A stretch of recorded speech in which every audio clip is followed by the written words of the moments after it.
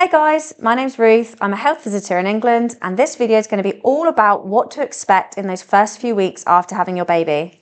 So this video is aimed at women who are pregnant, people who are due their first newborn baby, or any newborn baby, and if you have a newborn baby. One of the biggest questions I get asked when babies come home initially, they can be quite sleepy, and some parents like to know, do I need to wake my baby to feed? They're sleeping 3-4 hourly, waking for a feed, or needing to be waked for a feed. So let's talk about the signs that we know your baby is getting enough milk.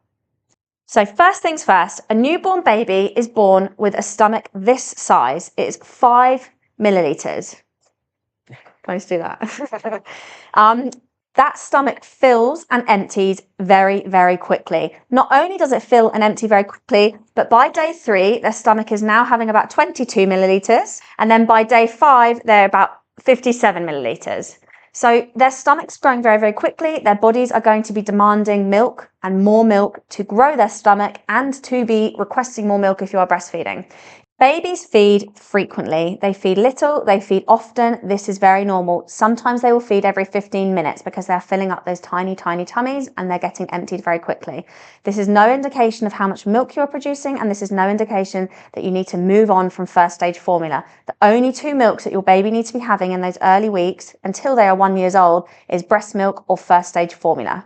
Now, let's talk about how we know whether your baby is getting enough milk and whether you need to be waking them in the night. This is aimed at newborn babies. So what we want to be seeing is plenty of wet and dirty nappies. But what does plenty and wet and dirty nappies mean?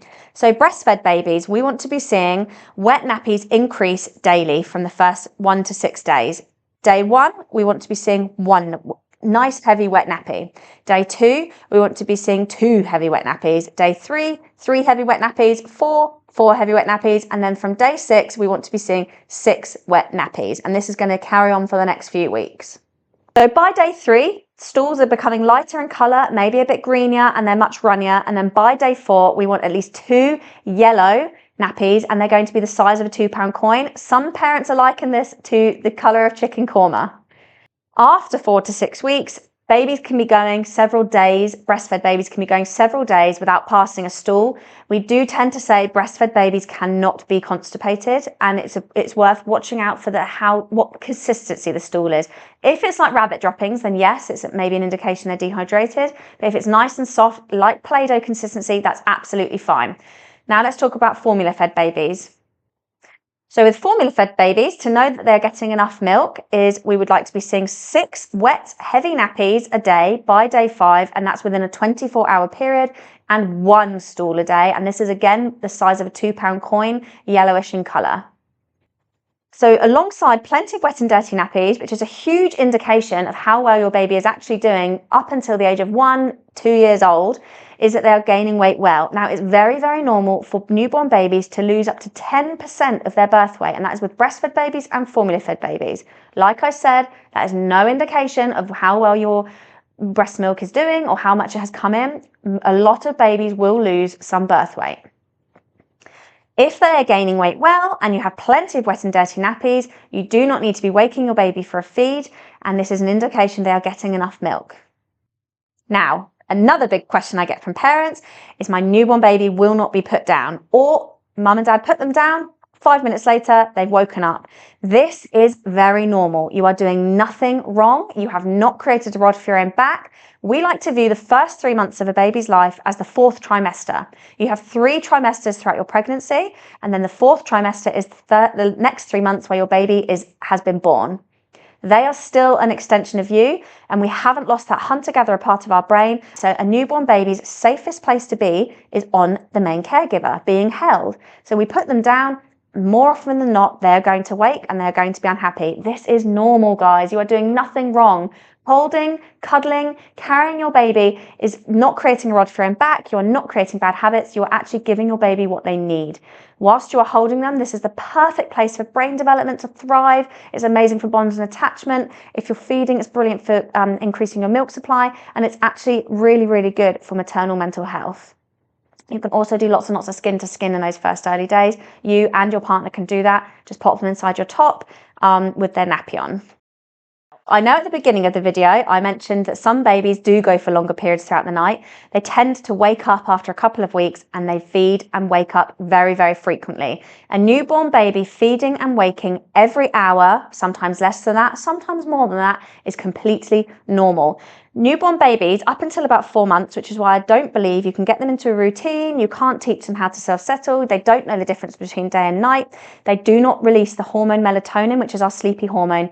Actually, breastfeeding mums, your breast milk is going to be giving them that melatonin hormone and it's going to encourage them to have a sleep at night time. So around 4 months, they're going to go through something called the 4-month sleep regression, which I will talk about in another video. But before that, they do not have sleep cycles, which means they do not have lighter periods of sleep and deeper periods of sleep. They're either awake or asleep. And when they're awake, they have a need, whether it's hunger, whether they're cold, whether their nappy's dirty. That's the only reason they're really going to be waking for initially. So we are one of the only mammals who birth their babies as dependent beings. Their brains are developing so rapidly and they're an extension of us. They need to be on us all the time. So back to the 4th trimester, try to view your baby as if it's still attached by the umbilical cord. You are still pregnant, baby has just been born. That they still need to be on you, they still need to be feeding from you or with you. All they need is their physical needs being met. The rest of it, you can teach them when they're older, you can teach them when they're a few months old, past this 4th trimester. We don't need to be worrying about routine, we don't need to be worrying about habits. We just want to be keeping this baby alive and on you. You are their safest place. Ignore anyone that tells you you're making a rod for him back. Lock the door to them for the next few months because their advice is unimportant until you want extra help. So I want to talk to you about high crying. Some babies are born and they cry a lot. We don't know why. We've done studies on all different types of mammals and for some reason, lots of mammal babies just cry. We've looked at different cultures. We've looked at babies who have been worn constantly, babies who have been left to cry. Some babies cry. This peaks around 8 weeks, which means that if you look at the bell curve, it peaks at 8 weeks and then it starts to come back down again at 16 weeks. That feels like forever when you are in the thick of it. It is torture. I appreciate that. But lots of babies do cry and it's completely normal. This is actually called colic. Colic is a well baby that cries. There are lots of theories as to why babies cry. Is it wind? Is it gas? Is it they're in discomfort? Is it that they're growing too quickly? We actually don't know. Colic is a well baby that cries and there's not a lot you can do about it other than continue to feed, try to get outside for some fresh air, baby wear if you can get a sling, and of course pulling on your support network, getting as much support as possible. You are doing nothing wrong. Some babies just cry. There are other signs and symptoms of things like reflux and cow's milk protein allergy. These are actually overdiagnosed in this country, and you will see other symptoms that there is something wrong and this needs to be looked into. So like I said at the beginning of the video, let's look at your baby is gaining weight well, they're getting plenty of wet and dirty nappies, they're settled when they're feeding and settled after a feed. High crying tends to be, and fussiness and witching hour tends to be more in the evening. This can go on until the night time. These are normal. That is normal signs and symptoms of colic. There are lots of medicines and things that you can try. There is no evidence to suggest that any of these things do anything other than cost you money. And remember, colic is a well baby that cries. You're doing nothing wrong.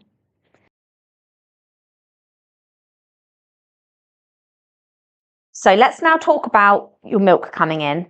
I hear a lot of parents saying to me, my milk never came in, so I was unable to breastfeed. I just want to give some reassurance around this without dismissing parents that believe their milk didn't come in. It's actually believed that a very low percentage of women's milk doesn't come in. This can be as little as 5 to 15%. I think we just haven't taught parents what it looks like in those first few days. Your milk doesn't actually come in until day 3 to 5. Now, around day 3 to 5, you will become incredibly engorged and you can also become quite tearful and emotional. This is what we call the baby blues. This is going to happen whether you breastfeed or formula feed. Now, this is where it's really important for your partner or your loved ones to be really in tune with you and look at how your mood is. Baby blues is completely normal. However, if it goes on for another week, 2 weeks, this is when it's not normal and we maybe need to just offer you some extra support with your mental health, your mood, your anxiety. That's completely normal and some women just need that extra bit of support. Signs and symptoms that your milk hasn't not come in. Your baby is feeding lots and fussing at the breast. Not a sign that your milk hasn't come in. Your baby is feeding frequently, every 5, 10, 15, 20 minutes. This is not a sign that your milk has not come in. Your baby has lost some weight since birth. This is not a sign that your milk has not come in. Those first few days, you're producing colostrum, which is liquid gold, and this is genuinely going to set up the path of your baby's microbiome, potentially for the rest of their life. So if only giving them some colostrum for those first few days, that's absolutely incredible. And I just want to remind you of how tiny their stomachs are. That is how much colostrum is needed. Barely any. It is genuinely liquid gold. Something to help with milk supply is skin to skin. Skin to skin is honestly absolutely incredible. And I'm talking about if you can be bra free, your baby just in a nappy, inside your t-shirt, this is going to help with your milk supply dramatically. Also, if you can smell your baby as much as possible and if you can hear your baby crying. So if your baby has unfortunately been admitted to NICU, then having an item of clothing that smells like them and having a video recording of them crying, this is going to help with your milk supply. And what I want to speak to you about lastly is listening to your gut instinct, trying to ignore societal pressures. Your baby is dependent. We are obsessed in this society with creating independent babies who sleep on their own, who aren't held. We don't create rods for their back and we don't create bad habits. None of that's important and none of that means anything in those first few months. Hold, cuddle, kiss, be with your baby as much as possible. Try to imagine that you are still pregnant. Baby is just born on the outside. They are designed to be on you. They don't understand that they've been born. They are still a close extension of you and your body. This is when your partner can support you with trusting your gut instinct. If something doesn't feel right, it doesn't feel right for a reason. We have millions and millions of years where we've evolved to be able to do this. We are designed to have these babies and bring them up. So try to listen to your gut instinct and ignore all of those societal pressures. And also, guys, controversially, I encourage bed sharing. This needs to be done safely, and I will do another video on how to do this safely. In the meantime, please look up the Lullaby Trust. You can bed share, and as long as it is done safely, and that's the most important part, it has to be done safely. So just remember, guys, you are doing such an amazing job. Just keep going with your gut instinct. I'm going to link the Lullaby Trust website below for you to have a look at that safe sleep on how to bed share safely. I'll do another video on this if this is something people are interested in. Please like, subscribe, follow, comment below. I'll answer any questions that people are commenting. And if you have any videos that you'd like me to do, then yeah, please comment them below.